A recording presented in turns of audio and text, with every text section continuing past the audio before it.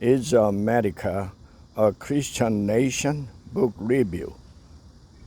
Keeping the faith, God, democracy, and the trial that rebutted a nation.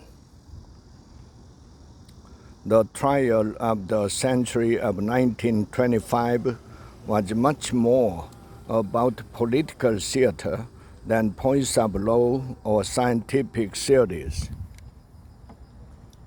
The schools were banning books, while the supremacists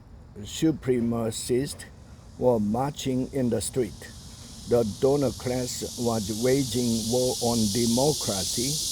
Immigrants, wayward women, bad music, and the Gadris elite were blamed for, well, everything. That's a lot about the 1920s that feels familiar today. How we make sense of the last time America came this close to fascism?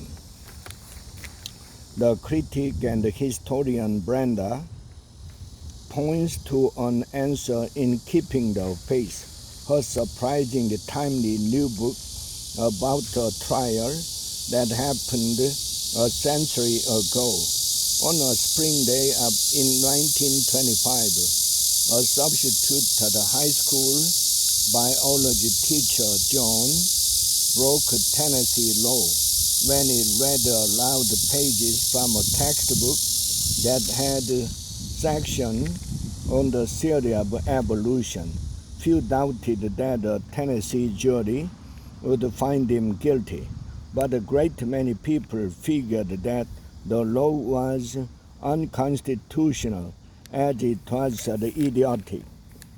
The Scopes trial of 1925, the money trial, as the irascible journalist H.L. McCann branded it, was one of those only in America events that periodically fill the newspapers of a nation that is always asking questions about itself, and it howls back to life again in this captivating history. This tale is usually told as an epic confrontation between faith and science, with the past on one side and the future on the other. Pineapple frames it much more interestingly as a conflict between political vision that remain very much alive in the present. The trial of the century of 1925 was much more about political theater than points of law or scientific theory. She makes clear, and everyone knew, who the two stars of the show were.